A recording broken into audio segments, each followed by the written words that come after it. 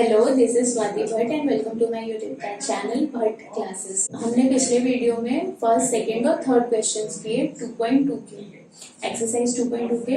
अब हम करेंगे क्वेश्चन नंबर 4, उसका फर्स्ट पार्ट। तो यहाँ पर देखेंगे find the product using suitable properties. हमें इसका प्रोडक्ट करना है एक किसी जो यहाँ पर सूट कर रही हो उस प्रॉपर्टी का यूज करके। अब हमने प्रॉपर्टीज पढ़ी थी होल नंबर्स की, कौन कौन सी, एसोसिएटिव, कम्यूटेटिव, क्लोजर और क्या, डिस्ट्रीब्यूटिव। तो उनमें से यहाँ पर कौन सी प्रॉपर्टी यूज हो सकती है हम वो देखेंगे। तो यहाँ पर हमें दिया है 738 मल्टीप्लाइड बाय 103। अब हम इनमें से अगर हम डायरेक्ट प्रोडक्ट करें तो ये काफी लेंथी और कॉम्प्लिकेटेड और मिस्टेक्स से भरा भी हो सकता है। और यहाँ पर ये भी चीज दी गई है कि किसी प्रॉपर्टी का यूज करके करना है। तो अब हम इसे क्या कर सकते हैं, पहले हम इसे तोड़ने की कोशिश करते हैं। किसी एक नंबर को हम थोड़ा तोड़ने की कोशिश करेंगे। तो यहाँ पर दो नंबर है 738 और 103।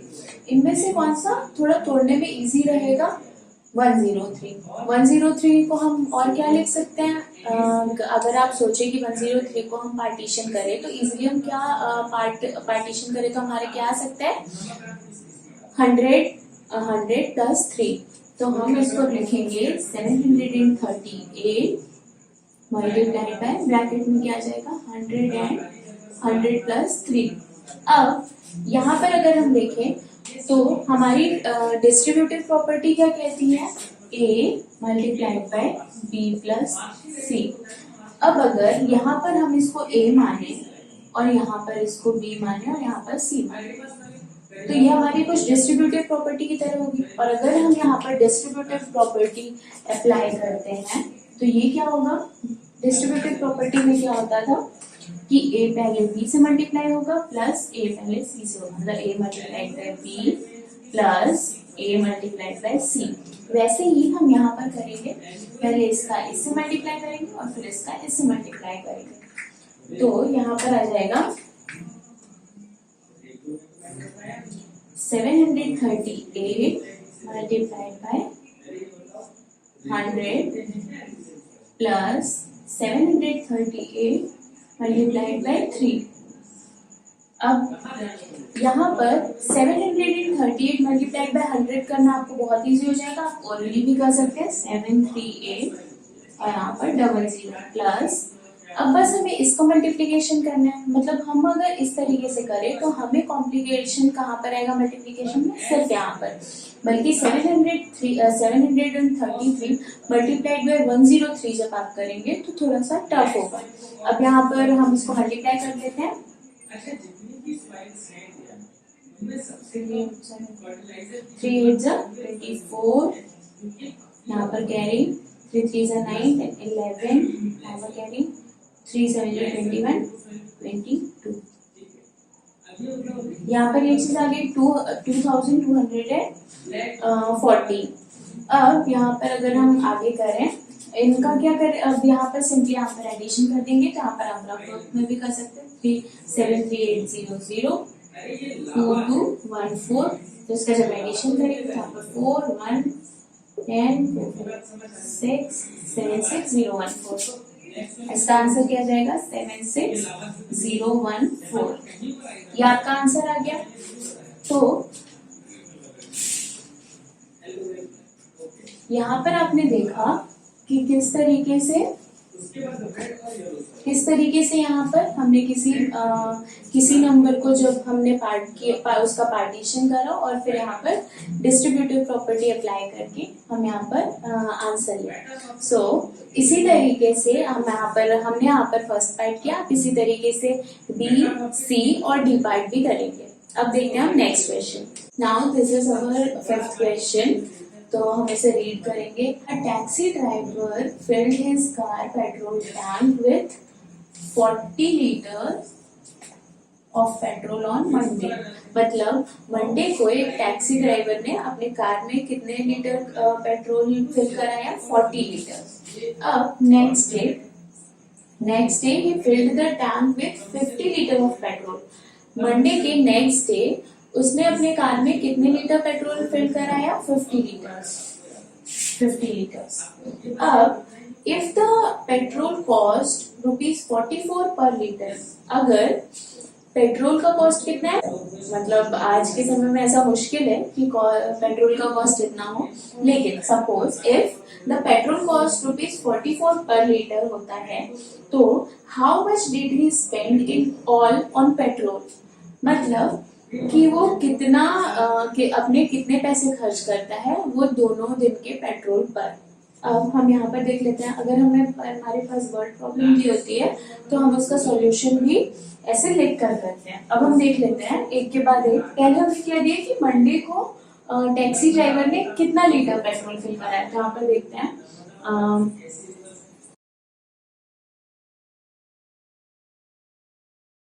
यहाँ पर कितना 40 लीटर, तो यहाँ पर 40 लीटर ये आपने देखा।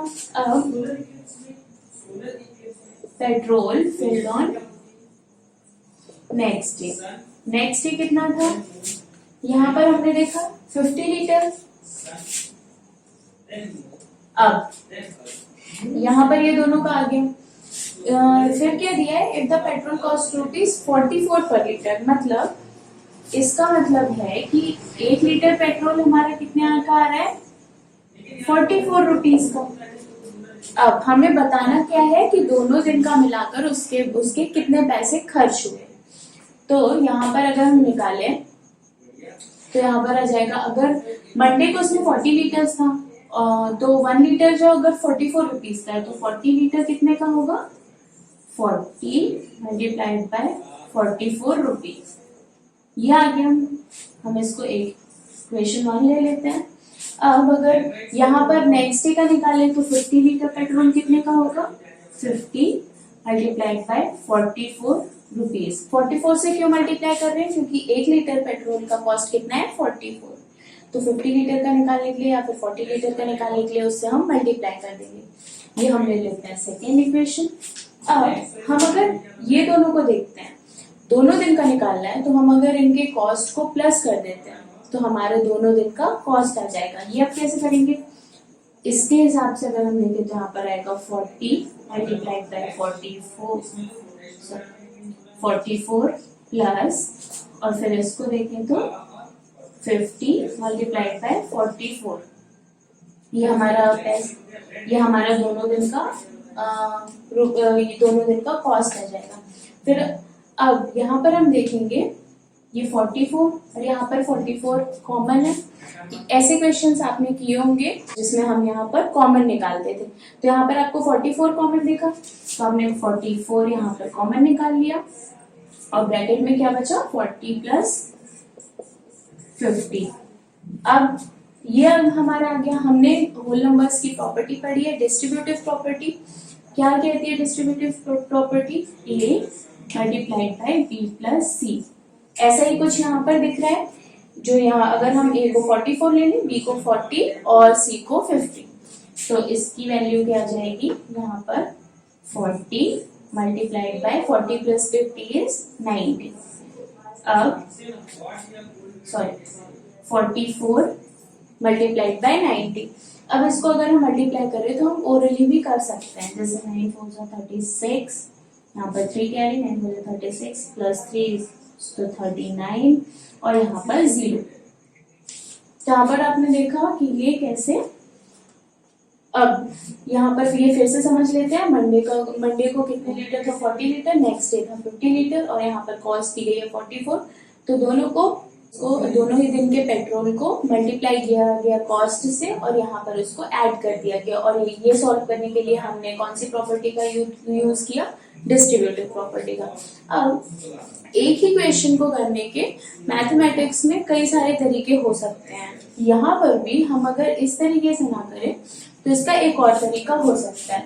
यहाँ पर हमने प्रॉपर्टी यूज करने के लिए इतना सब किया, लेकिन यहाँ तक सब कुछ समझने के लिए सेम होगा। अगर हम एक और तरीके से देखें तो हम कैसे कर सकते हैं, हम दोनों दिन के पेट्रोल को प्लस कर देंगे, मतलब 40 लीटर एक दिन में हुआ, नेक्स्ट डे 50 लीटर, तो ये 40 प्लस 50 कितना आ जाएगा 9।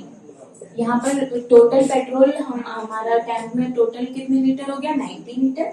और कॉस्ट कितना था, अगर 1 लीटर में 44 रुपीज का है तो 90 लीटर कितने का होगा, 44 मल्टीप्लाइड बाय 90। यहाँ पर 44 मल्टीप्लाइड बाय 90 हमने किया था तो आया था 3960 रुपीज। ये सेम आंसर आ गया। ये थोड़ा सा शॉर्ट मेथड है, ये थोड़ा एक्सप्लेन करने के बाद थोड़ा बड़ा मेथड है, लेकिन आंसर वही आएगा। आप इस तरीके से करेंगे तो ये काफी एक्सप्लेन वे में होगा। तो ये हमारे दो तरीके थे इस क्वेश्चन को करने के लिए। Now let's discuss the next question. तो हम यहाँ पर अब 6th क्वेश्चन डिस्कस करेंगे। वो 6th क्वेश्चन क्या कहता है देख लेते हैं। A vendor supplies 32 litre of milk to a hotel in the morning. यहाँ तक पहले समझते हैं। अ वेंडर मतलब क्या होता है, विक्रेता। अगर एक विक्रेता 32 लीटर्स ऑफ मिल्क मतलब 32 लीटर दूध होटल में सप्लाई करता है, कब, मॉर्निंग में। मॉर्निंग में कितना लीटर्स मिल्क सप्लाई करता है, 32 litres. And 68 litre of milk in the evening.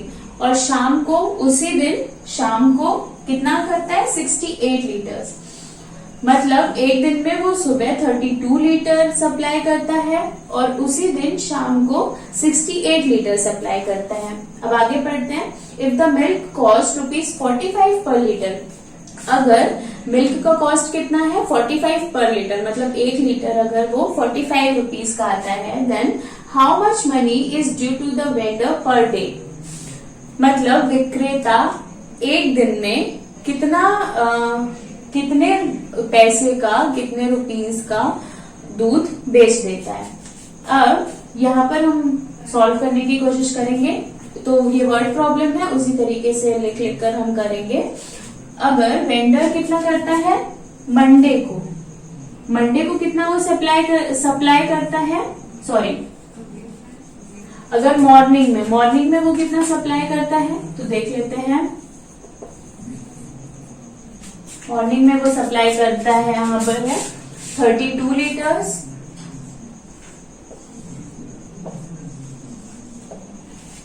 अब 68 लीटर्स ऑफ मिल्क कब यहाँ पर करता है सप्लाई, इवनिंग में। तो यहाँ पर देख लेते हैं इवनिंग का।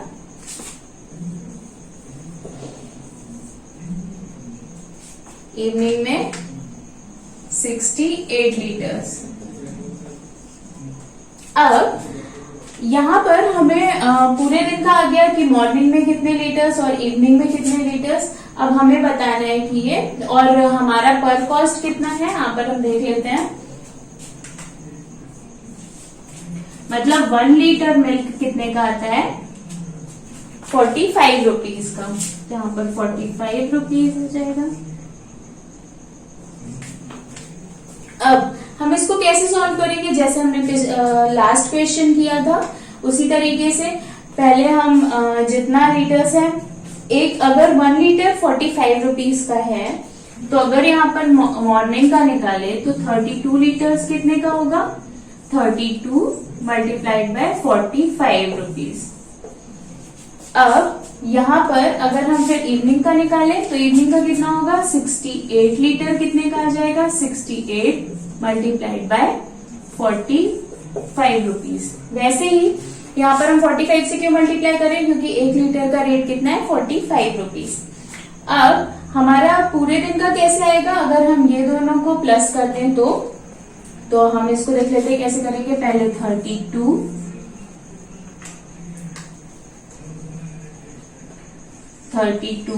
Multiplied by 45 plus 68 multiplied by 45। यहाँ पर क्या होगा, यहाँ पर क्या चीजें कॉमन दिख रही है, जैसे आपने और भी क्वेश्चंस किए हैं। अगर हमें यहाँ पर कुछ कॉमन दिखता है तो उसे हम कॉमन अलग कर लेते हैं।